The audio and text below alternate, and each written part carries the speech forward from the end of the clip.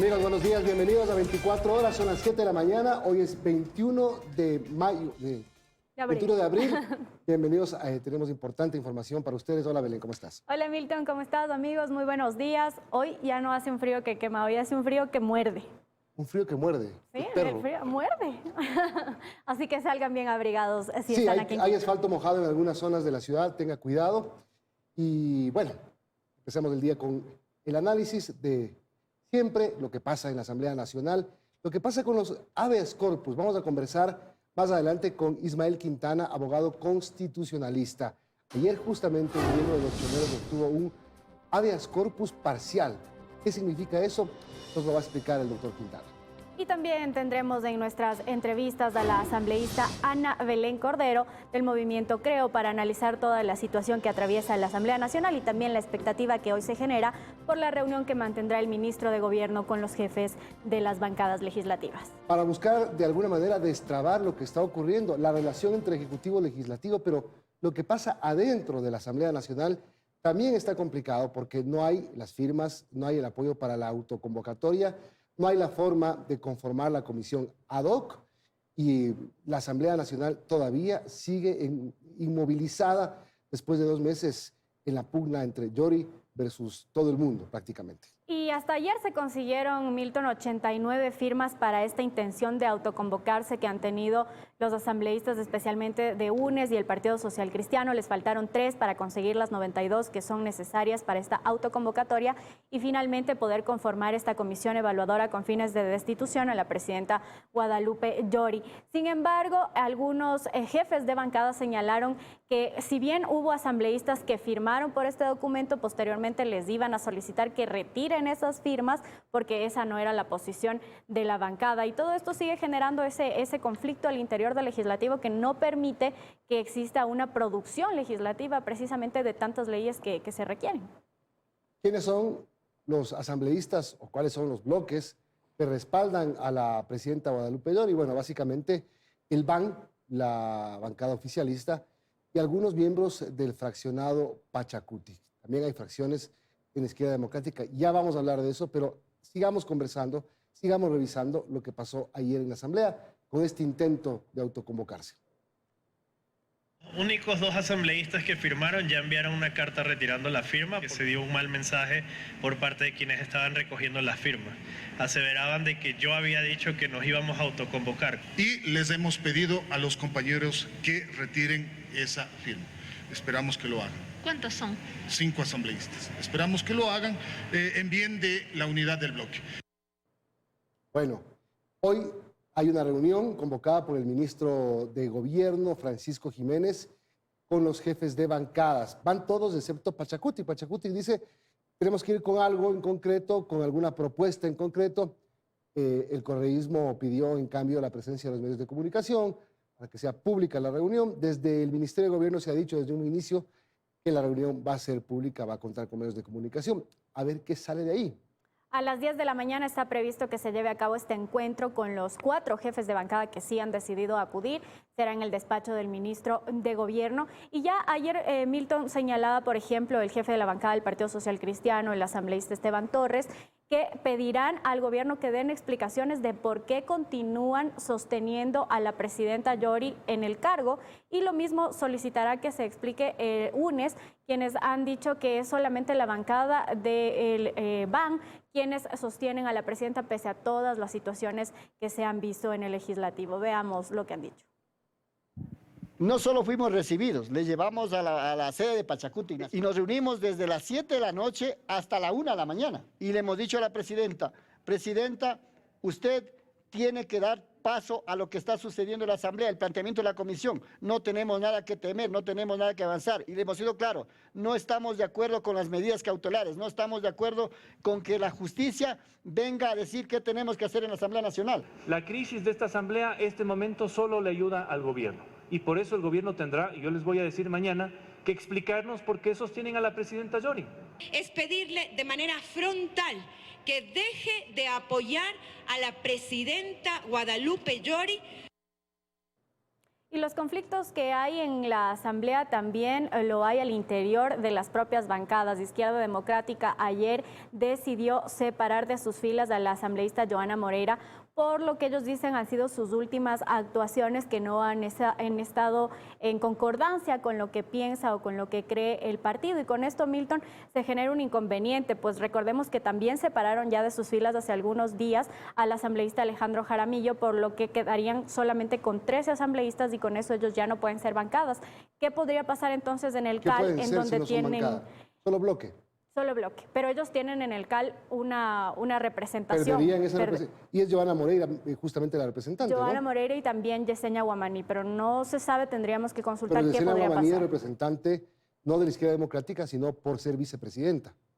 Veamos qué ¿Sí puede o no? pasar, perderían esos espacios dentro del CAL. Eso habría que consultar ya en estos días qué es lo que podría pasar con estas decisiones que han tomado frente a estos asambleístas que pues han decidido actuar conforme lo que consideran es correcto y no de forma orgánica como les ha pedido el partido. Bueno, y Johanna Moreira, básicamente la expulsión de Johanna Moreira se puede resumir en que ella apoya frontalmente el cambio, la salida, la remoción de Guadalupe Llori de la presidencia de la Asamblea Nacional. Veamos un tuit que escribió ayer la asambleísta ahora independiente Johanna Moreira. Desde que decidí hacer política, mi objetivo ha sido cambiar la manera de hacerla, no volverme un alzamanos como quienes hoy me expulsan. He respetado los principios ideológicos de Izquierda Democrática, mis votaciones responden a las necesidades del Ecuador y no de quienes nos dividen a lo interno. Vamos a cambiar de tema. Son las 7 de la mañana con 7 minutos y hablamos del caso Glass. Pese a estar en contra de la resolución del juez Diego Moscoso, el SNAI no ha presentado ninguna queja en contra del magistrado que le concedió el habeas corpus al ex vicepresidente Jorge Glass. El juez Diezmos, no. Escuchemos al presidente del Consejo de la Judicatura, Fausto Murillo.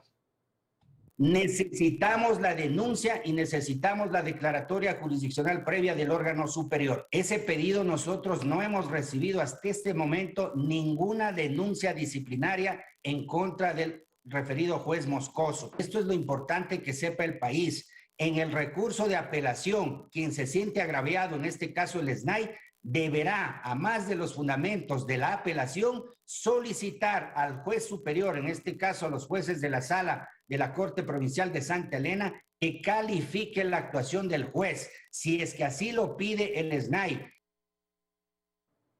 Son las 7 de la mañana con 8 minutos y ayer uno de los líderes del grupo delincuencial Los Choneros, alias JR, recibió un habeas corpus parcial, interpuso 2 recursos para buscar salir de la cárcel y bueno, va a ser trasladado a un hospital.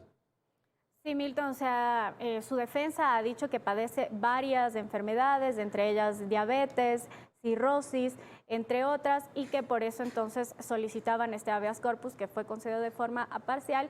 Pero recordemos también que ya algunos expertos en derecho han señalado que lo que ocurrió con el ex vicepresidente Jorge Glass sienta un precedente nefasto para que figuras como, por ejemplo, este líder de los choneros pueda salir a una semilibertad, por decirlo así. Va a un hospital. La decisión del juez de garantías penitenciarias es que vaya a una casa de salud, no a su casa, no va a recibir detención domiciliaria. Se supondría que luego de los tratamientos él debería volver a la cárcel.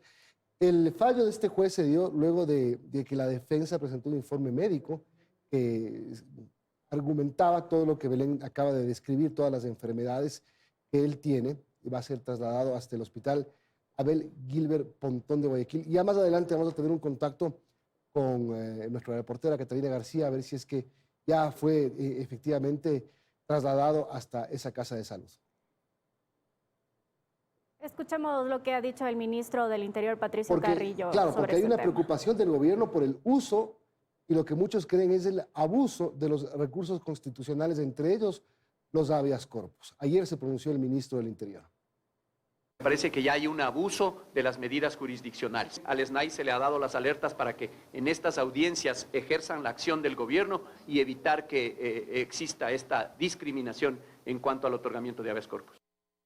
En el día, a las 10 de la mañana, está prevista esta mesa de diálogo que se llevará a cabo con los jefes de las bancadas de la Asamblea Nacional y el ministro de Gobierno. Este encuentro será justamente en el Ministerio de Gobierno. A las 10, el lanzamiento de la Semana de Vacunación de las Américas de Ecuador 2022 en el Ministerio de Salud Pública. Y a las 12 horas hay una reunión con los representantes del Consorcio de Municipios Amazónicos y Galápagos Comaga. A las 2 de la tarde, la continuación de la sesión 771 del Pleno de la Asamblea Nacional.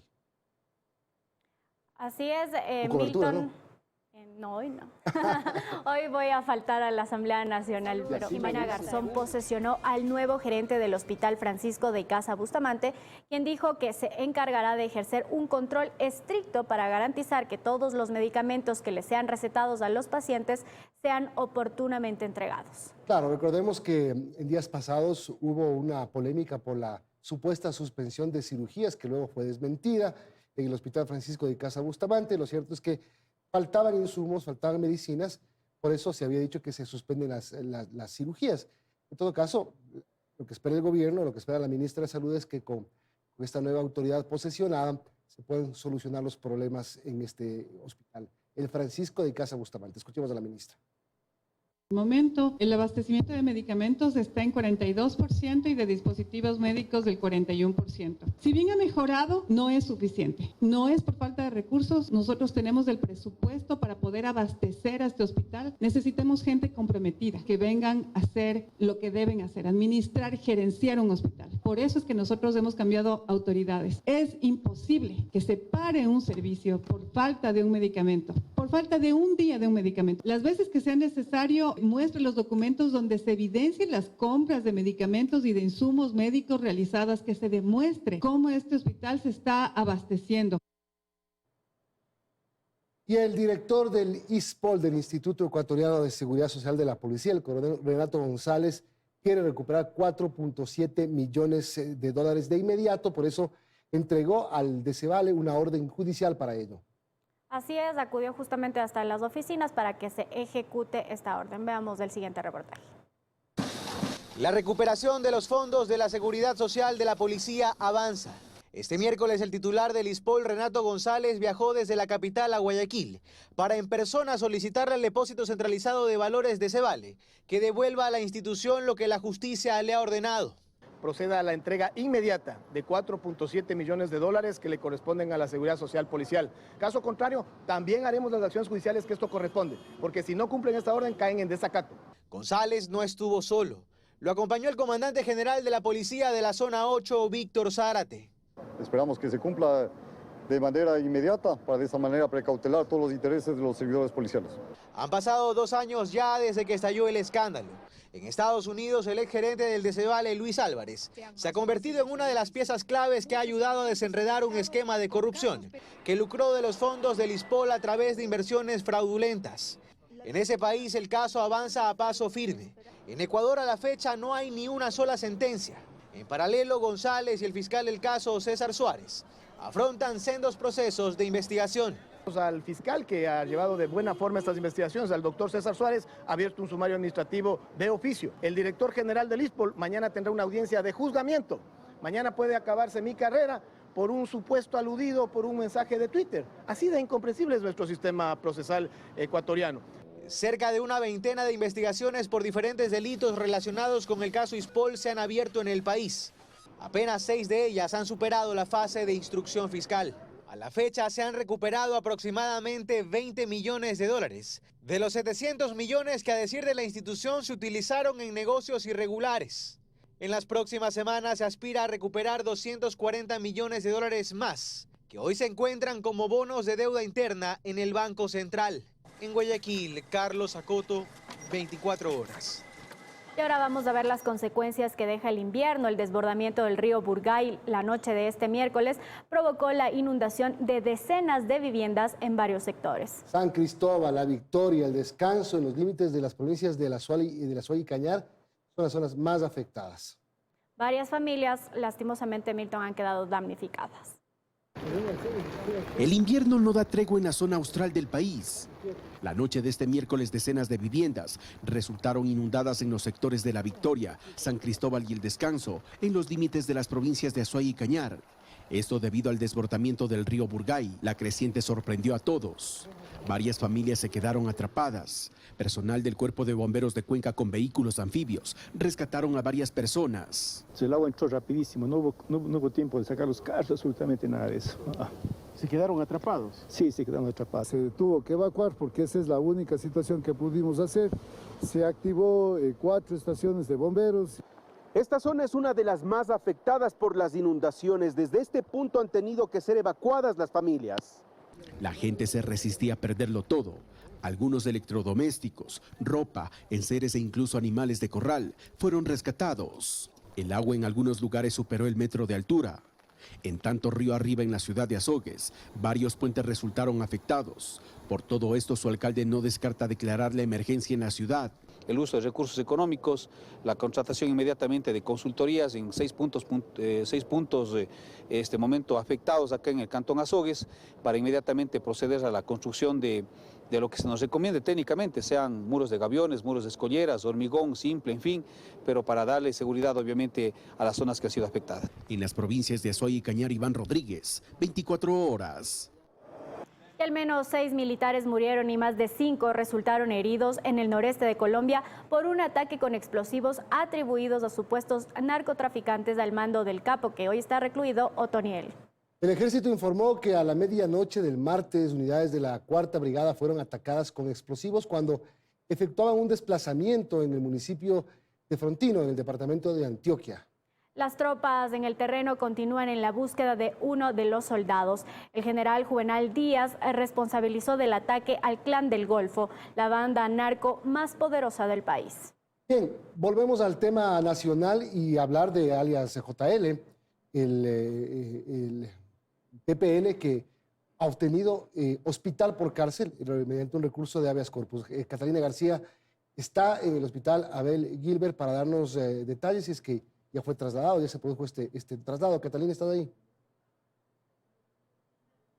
¿Qué tal? ¿Cómo estás, Milton, Belén, amigos televidentes? Buenos días. Efectivamente nos encontramos aquí en los exteriores del hospital Abel Gilbert Pontón, en el sur del puerto principal, hasta donde debe ser trasladado Junior Roldán Paredes, alias JR, también conocido como Junior, segundo al mando de la organización delictiva Los Cheneros. Hasta el momento, Milton, no se ve mayor movimiento, pues tenemos entendido cerca de las 10 de la mañana se realizaría este traslado, pues él se le concedió la tarde-noche de ayer parcialmente este habeas corpus que había propuesto, justamente porque dice tiene problemas mentales y también no lo están atendiendo de forma correcta dentro del centro carcelario. Tenemos las imágenes en este momento en vivo de lo que nosotros podemos percatarnos a esta hora de la mañana. Hace un momento vimos algunos agentes penitenciarios, les consultamos si acaso ya había llegado Junior y no han querido pronunciarse. Nosotros hemos tenido un poco acceso, Milton y amigos televidentes, a lo que se dijo ayer en la audiencia de habeas corpus que se realizó cerca de las 3:30 de la tarde y duró máximo 2 horas. Se dice que deberá permanecer hasta que su estado de salud en esta casa asistencial, hasta que su estado de salud mejore y el juez de garantías penitenciarias disponga que sea en derecho, acuerdo a la realidad procesal. Además, el juez de garantías penitenciarias deberá informar el estado de salud para el seguimiento de las atenciones médicas para Junior Roldán.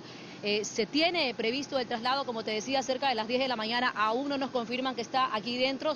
Sin embargo, la decisión fue esa. Inicialmente, el PPL quería regresar al Triunfo, a su casa, y eso no le concedió el juez. Por eso decimos que parcialmente ha sido concedido el habeas corpus. El tema de salud lo aceptaron ayer en la audiencia, pero no que se vaya a su casa porque el abogado pidió que sea trasladado a su domicilio, el abogado de Junior. Pero bueno, finalmente le han dicho que hasta que se mejore su condición de salud va a estar aquí en el hospital Abel Gilbert. Nosotros hemos tenido también acceso un poco a cuál es el cuadro clínico del PPL. Se dice que tiene hipertensión arterial, diabetes, estatosis hepática y cirrosis hepática. Sin embargo, también, Milton y amigos televidentes, de lo que se conoció también ayer, los médicos del Ministerio de Salud dijeron que no estaba grave y además manifestaron dentro de la audiencia que no está, ellos no tienen las condiciones para poder atenderlo ni en temas de salud, menos en seguridad en esta casa hospitalaria donde se tiene previsto llegue el privado de libertad hasta que mejore sus condiciones de salud. Nosotros vamos a estar pendientes justamente al movimiento que se dé aquí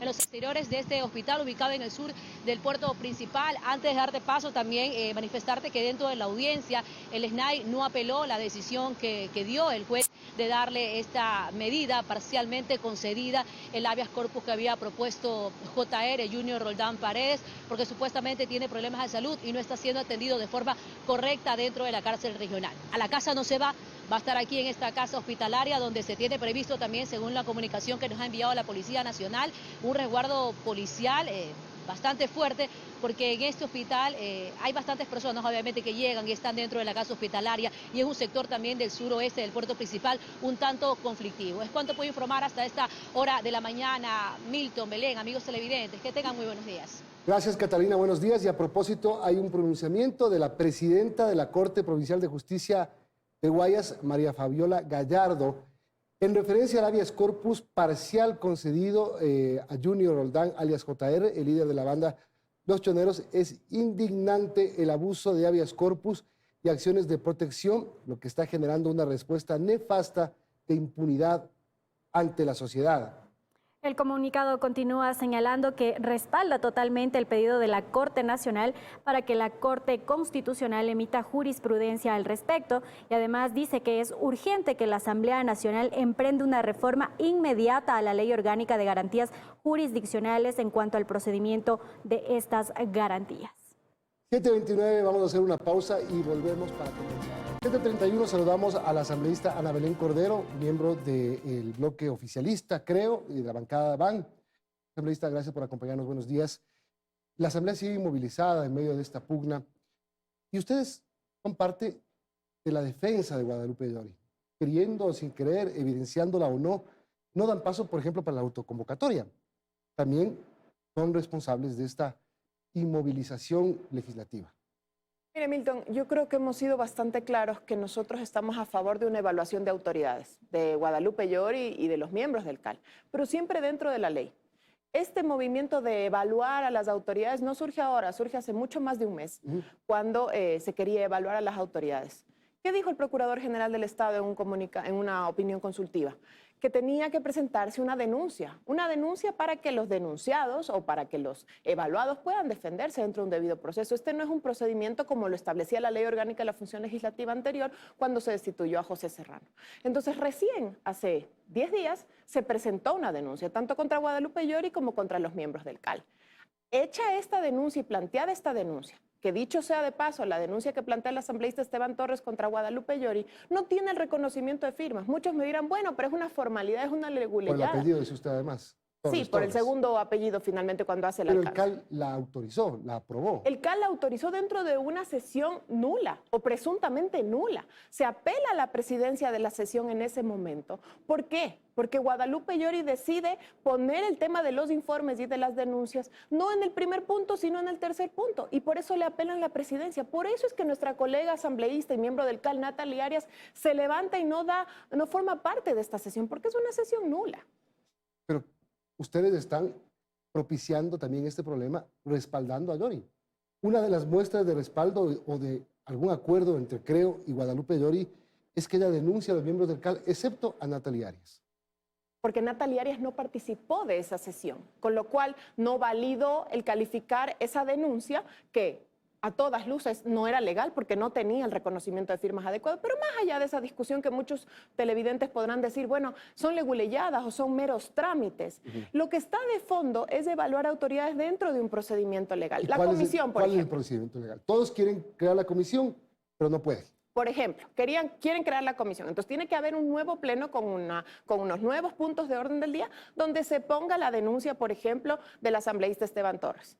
¿Sí? Entonces, ellos quisieron autoconvocarse para el día de mañana, necesitaban 92 firmas, únicamente consiguieron 89, le faltan 3 firmas. Y mire, nosotros como bancada del Acuerdo Nacional no estamos de acuerdo con autoconvocarnos, no con evaluar a Guadalupe Llori, porque nosotros no defendemos necesariamente a la persona. Lo que pasa es que buscan autoconvocarse asambleísta porque la presidenta Guadalupe Llori, cuando alguien hace el intento en una sesión del pleno de cambiar el orden del día para el tema de la comisión, ella suspende la sesión. Y no solamente evita que se cree la comisión, sino que se traten leyes importantes propiciadas por el propio gobierno. Mire, por ejemplo, la ley del uso progresivo de la fuerza. Ahí está, solo primer debate después de cuánto tiempo, cuando el presidente, la ministra de gobierno, ustedes mismos le dijeron, trátela como que fuera urgente. Totalmente de acuerdo con usted, Milton. Y el inconveniente ahí, y yo no estoy quitándole la responsabilidad a Guadalupe Llori, pero se la doy en un 99% a la Comisión de Seguridad que estuvo tramitando. ¿Qué pasó durante 10 o 11 meses hasta que llegó esa ley al Pleno? Porque acaba de llegar hace poco. Hay otras más. Sí, y hay otras más, pero con la ley del uso progresivo de la fuerza. ¿Esa comisión a qué se dedicó? A una serie de comparecencias y hacer unos informes para llamar a juicio político a todo el gobierno por el tema de la inseguridad en las cárceles. No se preocupó por la ley del uso progresivo de la fuerza. Recién ahora llega al Pleno. El gobierno critica, y el ministro del Interior salió hace poco, están preocupados por el abuso de estos recursos constitucionales como habeas corpus, medidas cautelares, acciones de protección. Y ustedes avalan las medidas presentadas por Guadalupe Llori para mantenerse en el cargo. Yo no estoy en lo absoluto de acuerdo. ¿Usted cree que son ilegales? Para mí son ilegales. ¿Por qué son ilegales? Primero, porque no se puede utilizar la justicia ni constitucional ni de ningún tipo para interferir en los procedimientos parlamentarios y viceversa. Y aclaro, viceversa. No se puede utilizar tampoco los procedimientos parlamentarios para vulnerar la justicia ordinaria. ¿A qué me refiero? Procedimientos que se están sustanciando en la justicia ordinaria y crear comisiones de la verdad ad hoc en el Parlamento para vulnerar esos procedimientos. Creo, lo dijo el jefe de bloque de BAN, el asambleísta Flores, la propuesta era crear la comisión y que cada jefe de bancada integre esta comisión. Pero creo no vota por crear la comisión. ¿Cómo se hace para crear esta comisión? Ustedes quieren la comisión, pero no dan paso a la forma de crear la comisión. Nosotros estamos de acuerdo con que se cree esa comisión. De hecho, queríamos que se represente con los jefes de bancada, porque eso es lo que representa un poco la legitimidad representada en el Parlamento. El problema es que eso no es lo que quieren muchos grupos como el ala radical de Pachacutic o los expulsados de Pachacutic y el correísmo. ¿Qué es lo que quieren? Quieren que esté el ala radical de Pachacutic, el ala radical de la izquierda democrática, un correísta, un social cristiano y luego pusieron en la resolución un independiente.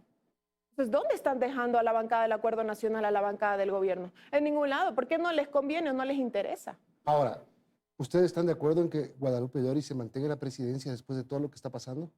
Mire, para nosotros no se trata de un nombre, no se trata necesariamente de Guadalupe Llori o Virgilio Saquicela, se trata de una institucionalidad, ¿sí? Que no funciona. Ese es el problema, que está parada. Puede mañana salir Guadalupe Llori y subir Virgilio Saquicela o el que fuese. La pregunta es, ¿ustedes qué piensan que debe pasar? Lo que debe pasar es, primero, respetarse la institucionalidad y los procedimientos parlamentarios para poder evaluar autoridades. Y segundo, cuando eso ocurra, ¿sí?, crear un gran acuerdo parlamentario, un nuevo acuerdo parlamentario dentro de lo que está previsto en el marco legal. ¿Con Guadalupe Llori de presidenta o sin Guadalupe Llori de presidenta? Lo que llegase a pasar, siempre que se respeten los procedimientos parlamentarios y legales. El procurador del Estado respondió a dos inquietudes de la presidenta Guadalupe Llori. La presidenta Llori dice: a mí no se me puede sacar sino con un procedimiento exactamente igual a la destitución de un asambleísta. ¿Es así? Ella es una asambleísta más, como pero le van todos. a sacar de la presidencia, no de su curul. Efectivamente. Entonces, para evaluar autoridades... Que no es lo mismo, pero al final tampoco es igual. Porque no la están destituyendo de ser asambleísta o de su curul, entonces, sino no es del mismo procedimiento, del cargo. Sí. No es del mismo procedimiento. Los mismos votos, sí, el procedimiento no es el mismo. Exactamente. Se requiere entonces la renuncia. Está equivocada Guadalupe Llori. Mire, yo creo que ella tiene que precisar un poco los procedimientos. Una cosa es salir del cargo de la presidencia y otra cosa es salir de la curul como asambleísta, lo que pasó con Bella Jiménez. Entonces, en ese sentido, tiene que crearse la comisión. Ya hay la denuncia, a nuestro criterio no fue calificada dentro de una sesión legal, pero bueno, hay la denuncia, se crea la comisión, se evalúa en el plazo que está previsto y luego siguen las evaluaciones del caso y lo mismo debería pasar con el CAL. Y eso yo reitero. ¿Qué pasa? Se presentaron 2 denuncias contra los miembros del CAL, pero esas denuncias primero no han sido pormenorizadas. Nunca dicen, por ejemplo, la asambleísta Joana Moreira incumplió funciones por esto y vulneró tal artículo, para que ella se pueda defender y para que haya un procedimiento justo, ¿no? Entonces, y hay que hacerlo uno por uno, porque si se excusan todos los miembros del CAL, ¿quién sustancia el proceso? Asambleísta, si es que los 89 que quisieron autoconvocar, mañana dicen, venga, creo, o venga el banco, un representante, ¿ustedes la apoyan? Nosotros sí, hemos dicho... O sea, ahí sí es legal. Nosotros hemos dicho que todos los asambleístas del BAN están representados para integrar esa comisión, pero que hemos reiterado que es mucho mejor que sea representado por los jefes de bancada, porque al final somos los que dentro de cada una de las bancadas hemos elegido esa representación. ¿Cómo se soluciona esto? Dígame usted, la próxima sesión ustedes se ponen de acuerdo, ¿cómo solucionan? Mire, probablemente la próxima semana ya sean convocados plenos nuevos. De hecho, está convocado hoy un pleno que es continuación de otra sesión y no pero se puede repetir la historia de que si alguien quiere cambiar el orden del día para tratar el tema de la comisión, la presidenta diga, Muchas gracias, hasta luego. Mire, yo le tengo mucha fe a la reunión que habrá hoy con el ministro de Gobierno de parte de las, 4 bancadas, porque Pachacútic ha dicho que no va a asistir. ¿Qué va a hacer el ministro de Gobierno? ¿Buscar destrabar a la interna o buscar restablecer la relación? Las dos cosas son sumamente importantes. Primero, restablecer la relación que estuvo bastante resquebrajada en su momento. Es que ahí no se entiende, porque el presidente Lasso dice, voy a gobernar como si no existiera la Asamblea.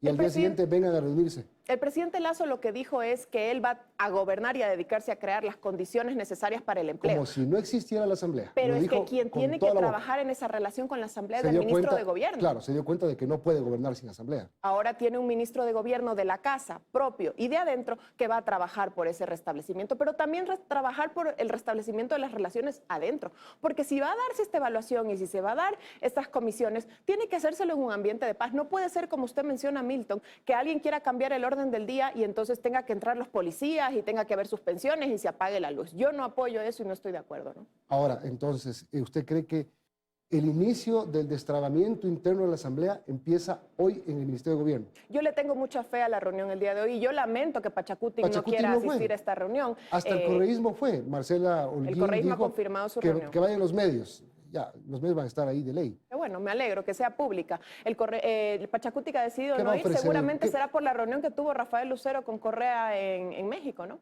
¿Reunieron Rafael Correa con Lucero? Así es, Rafael Correa en un tuit así lo dijo y Rafael Lucero lo confirmó. ¿Y ustedes no están en pacto con el correísmo? Nosotros no tenemos pacto alguno con el correísmo, hemos sido enfáticos en que eso no existe. Lo que existen son diálogos y diálogos públicos. Hoy habrá en los medios en la reunión con el ministro de Gobierno. ¿Dialogaron entonces para que se apruebe por el Ministerio de la ley tributaria y salga de la cárcel? Jamás, en lo absoluto. Nunca hemos hablado en esos términos. Se han dialogado en términos generales y públicos. Nunca ha sido para esos objetivos. Bueno, vamos a ver qué pasa. Hoy es importante esa reunión, sí, porque además se va a ver una imagen de acercamiento, por lo menos de un puente restablecido, aunque los puentes internos estén rotos. Esperemos que así sea. Yo le tengo mucha fe a este nuevo ministro de Gobierno y que la paz y la estabilidad en la Asamblea Nacional se retome. Gracias, asambleísta. 7:45 y vamos a seguir hablando de la justicia politizada o la politización de la justicia. Está con nosotros el doctor Ismael Quintana, abogado constitucionalista. Doctor, gracias por acompañarnos. Lo último, alias JR, un líder de los choneros, obtiene un habeas corpus parcial. Podemos decir, obtiene hospital por cárcel. Claro, sí. Bueno, primero, buenos días, Milton. Un abrazo a todos quienes nos están viendo y escuchando. Sí, se ha concedido otra vez en esta suerte de lotería en la que se ha venido a constituir el sistema de acciones constitucionales de esta acción de habeas corpus, claro, tomando yo como antecedente el mal ejemplo de Jorge Glass. Y un juez de garantías penitenciarias lo que ha hecho es permitir que esta persona que ha alegado que tiene enfermedades, pues sea trasladada a un centro de salud para que reciba atención. Digamos, hasta ahí no habría un sobrepasamiento de la jurisprudencia de la Corte, ¿no? Es la Corte, eso hay que tener claro. La Corte Constitucional es la que ha abierto la posibilidad de que se presenten esta clase de habeas corpus correctivos, que ha llamado, es decir, estos que se proponen cuando ya hay sentencia de condena ejecutoriada y cuando se está cumpliendo la condena en un centro de privación de la libertad. Entonces, claro, la Corte dice, si es que el reo tiene un problema de salud, bueno, presente su habeas corpus y la medida debe ser garantizarle el acceso a esa salud, tratamientos, procedimientos, medicinas, pero jamás, por regla general, la libertad. Así que, digamos, en ese sentido, al menos se ha cumplido en este caso el precedente, pero sí se va marcando esta suerte de doble rasero, ¿no? Parece que en Ecuador tenemos un ordenamiento jurídico para el político, para el delincuente, para el corrupto, es un ordenamiento jurídico privilegiado, O sea, donde el habeas las acciones, corpus no es claro, de todos. No, claro. Las acciones de habeas corpus para el común de los ciudadanos tienen otro régimen en el que les son esquivas, les son negadas. Gente que incluso teniendo sentencia de habeas corpus ha muerto en la cárcel esperando su excarcelación. Y gente, en cambio, como Glass, como este señor de los choneros y esta gente, políticos con poder, gente que ha sido ya condenada, pues tiene otro tratamiento, ¿no? Entonces sí estamos asistiendo a una suerte de doble rasero con un ordenamiento jurídico que trata distinto a sus ciudadanos. Cuando usted dice el habeas corpus es una medida correctiva, ¿esa palabra correctiva puede ser subjetiva? Ahí es cuando se prestan a las interpretaciones y a los abusos. Lamentablemente sí. ¿Correctiva de qué, para empezar? Porque la Corte Constitucional, desde 2018, pero con mucho más énfasis en una jurisprudencia vinculante del año anterior, de 2021, de una ponencia de alguien que ya no está en la Corte, Agustín Grijalva, permitió que en la fase de ejecución de las penas privativas de libertad, es decir, cuando ya la persona ha sido condenada con sentencia ejecutoriada, pueda presentar esta medida. ¿Por qué razón? Dice la Corte, porque en las cárceles pueden producirse situaciones dentro de las cuales usted puede poner en riesgo la vida del reo, ¿no? Entonces, puede contraer una enfermedad, necesita acceso a medicamentos y a tratamientos médicos, puede haber un amotinamiento, entonces hay riesgo de la vida del reo. En esas condiciones, dice la Corte, usted puede presentar este famoso habeas corpus correctivo, es decir, precisamente para que esas situaciones que pudiesen violar derechos del reo se corrijan, pero no la libertad, es decir, no cambiar o no permitir que se esquive, se revise o se impida el cumplimiento de una pena a través de un habeas corpus. Volvemos al caso del chonero, por ejemplo. Correctivo, salgo a una casa de salud. Me imagino que cuando me cure, vuelvo a cumplir mi pena en la cárcel. Debería ser así. En principio debería ser así. No salgo a mi casa, salgo a la calle. Claro, no. En el caso de Jorge Glas hubo una violación abierta a este presidente de la Corte Constitucional, porque a Jorge Glas, a quien argumenta lo mismo que argumenta este señor de los choneros, que tiene enfermedades, que ve sangre en las paredes, le cambian la medida privativa de la libertad por salir de la cárcel e irse a su casa y darle medidas alternativas, cuando lo que correspondiera, en todo caso, si es que se hubiese demostrado que efectivamente tiene enfermedades, se haga lo que en todo caso se ha hecho con este señor de los choneros, es decir, vaya, tenga acceso a un procedimiento médico, un tratamiento médico, reciba medicinas y regresa usted inmediatamente a cumplir la pena privativa de libertad. Doctor, digamos que ya está el marco legal para que se apliquen y se presenten y se resuelvan este tipo de acciones de protección, cautelares, habeas corpus, pero es evidente que hay una politización de la justicia. Sí, porque no es solamente hoy el tema del habeas corpus, ¿no? Ahora estamos discutiendo el tema del habeas corpus a partir de esa irregularidad que se produjo con un político privilegiado y condenado como Glas. Pero no es solamente ese caso, es decir, hay otras acciones constitucionales que están siendo... Vamos más cerquita, caso Yori, por ejemplo. Tenemos Yunda. Tenemos el caso Yori, tenemos el caso de Fausto Murillo, el propio presidente encargado de la Judicatura que presentó en Babahoyo a la medianoche una medida cautelar que se la concedieron en 15 minutos, pero es que parece que de eso nos olvidamos. Entonces, ¿con qué cara el presidente de la Judicatura viene a pedir que se presenten denuncias, que se declaren errores inexcusables para sancionar administrativamente cuando tú has abusado de las acciones constitucionales para quedarte en el cargo? Maribel Barreno, acción de protección en el Puyo, cuando se le acababa la licencia en la Fiscalía. Y hemos seguido viendo, hoy se disputan a dentelladas la Defensoría Pública entre el encargado y otro que dice que a él le corresponde asumir el cargo. ¿A través de qué? De medidas cautelares constitucionales. Guadalupe Llori, medida cautelar autónoma y ahora una acción de protección para impedir lo que está expresamente establecido en la ley. Medida cautelar y acción de protección que tiene inmovilizada a la función. Francamente abusando del derecho, no habiendo una norma expresa. Es que aquí el problema es, primero, que uno tiene norma expresa en la Ley de Garantías Jurisdiccionales, el artículo 23, que dice expresamente que no se puede presentar más de una acción ni sucesiva ni simultáneamente contra el mismo acto por el mismo hecho, y Guadalupe Llori sigue haciendo lo mismo. Entonces, lo que hoy estamos viendo con Jorge Glas, con este señor de los choneros, es sencillamente el uso de las acciones constitucionales con fines políticos y de impunidad. ¿El problema es los que presentan o el problema es los que aceptan? No, ambas partes, ¿no? Es decir, el problema es del abogado y del usuario del sistema que sabe que esa acción, ese pedimento de justicia es improcedente y lo hace, y sabe que está abusando del derecho y violando la ley. Y de otro lado, uno siempre se encuentra jueces, no son todos, a mí no me gusta generalizar, pero uno siempre se encuentra jueces adeptos a violar la ley y a conceder y desnaturalizar las acciones constitucionales. Pero arriba de ese sistema, uno tiene un órgano que es responsable del cierre, a través de la jurisprudencia vinculante, de la selección y revisión, de las sentencias de acción extraordinaria de protección, donde ya se puede poner un freno, no a las acciones constitucionales, sino al abuso del sistema de garantías jurisdiccionales, y es la Corte Constitucional. La Corte tiene una labor pedagógica respecto de estos jueces de primera instancia y de Corte Provincial que resuelven las garantías jurisdiccionales. Por ejemplo, en el caso Yunda, volvamos un poco hacia atrás, cuando el tema llegó a la Corte Constitucional para la revisión a través de la extraordinaria de protección, ¿qué dijo la Corte sobre el sorteo amañado de esta jueza Domínguez, sorteo manual, direccionado? ¿Acaso la Corte dispuso al Consejo de la Judicatura la sanción administrativa por dolo, negligencia manifiesta o error inexcusable? No. Entonces, si la Corte, que es el órgano de cierre, no pone límites al abuso de las garantías. Nadie lo va a poner. La Corte Constitucional, La Corte Constitucional tiene que resolver esto.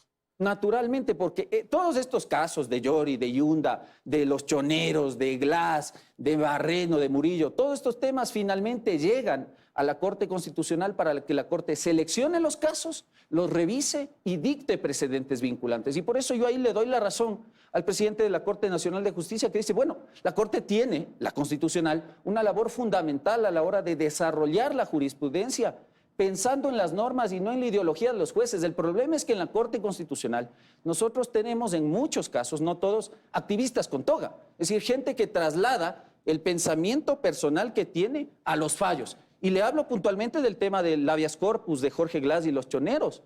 Si en la Corte hubo jueces que pensaban que la cárcel es mala, que el derecho penal no sirve y que no deben haber condenas y no deben haber cárceles. Entonces, cuando tú trasladas eso a las sentencias que tú dictas como juez, y eso se convierte en jurisprudencia vinculante, estás abriendo la puerta para el abuso del sistema de acciones constitucionales. Un tema más, volviendo al caso Glass. Sabemos que hasta ahora el SNAI no ha presentado una queja contra el juez de Manglar Alto. ¿Qué pasa con esta parte defensora, digamos? Primero se supone que en la audiencia el SNAI no dijo nada, y ahora no presenta una queja. A ver, sí hay que distinguir, a mí sí me preocupa que el presidente encargado de la judicatura diga, bueno, tráiganme la denuncia para actuar. No, si aunque te presenten 10.000 denuncias o quejas administrativas, tú no puedes actuar mientras no haya declaración judicial previa, en este caso de la Corte Provincial de Santa Elena, que determine, como yo creo que ocurrió, que el juez de Manglar Alto obró con error inexcusable, dolo o negligencia manifiesta. Y eso solamente se pronunciará cuando se resuelva el recurso de apelación, como dispone el 131 del Código Orgánico de la Función Judicial. Bueno, eso se va a despachar ya, yo creo que en los siguientes días. Pero está en manos del mismo juez. Sí, el mismo juez que resolvió el concederle el habeas corpus tiene que atender primero el pedido de ampliación y aclaración. Atendido eso, como se ha interpuesto o se va a interponer ya el recurso de apelación por parte del SNAI, entonces eso tendrá que subir a la Corte Provincial, y cuando la Corte Provincial resuelva el recurso y ojalá revoque el fallo porque razones jurídicas sobran, en ese momento tendrá que declarar el error inexcusable, el dolo, la negligencia manifiesta, y oficiar al Consejo de la Judicatura ese hecho para que ahí el Consejo de la Judicatura pueda entrar a sancionar administrativamente con la destitución de ser el caso de este juez, ¿no? Bueno, esperemos a ver que primero resuelve el juez de Manglar Alto y ahí sí le toque a la Corte Provincial, porque muchos decían, no, esta semana la Corte tiene que cambiar ese fallo, no puede mientras... Claro, es que como ha sido todo tan oscuro y en el SADGE no asoma toda la información, claro, no se sabía cuándo se dictó el fallo, si hubo o no pedido de aclaración y ampliación, ni siquiera tenemos claro si ya ha presentado el SNAI el recurso de apelación, entendemos que todavía no, porque no se resuelve la aclaración y ampliación. Entonces veremos qué pasa en los siguientes días. Doctor Quintana, gracias por acompañarnos.